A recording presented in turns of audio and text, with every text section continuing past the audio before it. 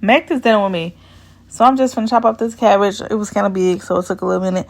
I'm cutting up in little small pieces because I'm just gonna pan fry it, because that's how I like to make like fried cabbage. I ain't finna steam it and all the other extra shit. But anyway, I'm just gonna chop this cabbage up real swift, real smooth looking easy. I'm putting it in the water, let it rinse off. I did wash it.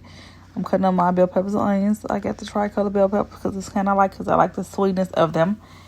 I'm just gonna chop them up real quick. Then I'm gonna add them to the pan with some butter and some olive oil. And then just put all my seasonings in there.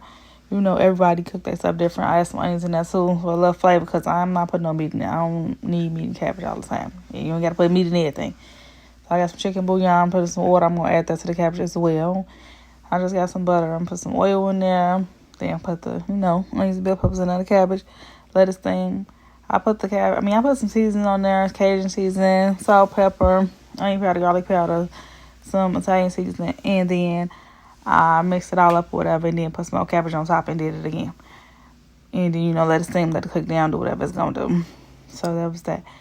Then I made some potatoes. Well, I started cutting up these red potatoes.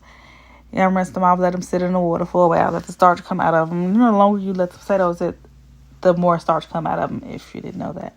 Yeah, it's a thing. So let that cook real swift. And now I'm going to make some mashed potatoes. I gotta have a drink. Cooking too long, gotta have a drink, baby. But I added some garlic paste, some garlic and herb paste, and some butter, some salt, pepper, some heavy cream. And I mixed it all up, struggling. Mixing it up. So I couldn't mix it up no more. Then this was what it was. So it gets soft, good consistency, creamy, however you want it to be.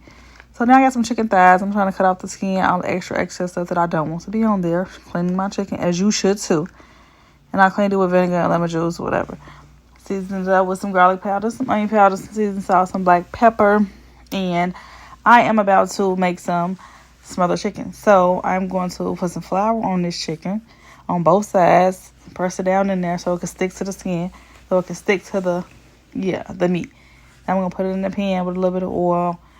I'm cooking for about 4 minutes on both sides because you're not trying to cook chicken all the way through, because you're going to put it back in there later on. You're not cooking it all the way through right now. It's going to cook when you smother it later on. So, yeah, I'm just going to take that out, let that rest, set that to the side when you make the gravy. Now, anybody that make gravy, you already know it's going to take forever if you're actually making it from scratch. So I put some flour in there with some onions, obviously, some garlic, some fresh garlic and garlic paste. Then I'm stirring. I just added water gradually over time.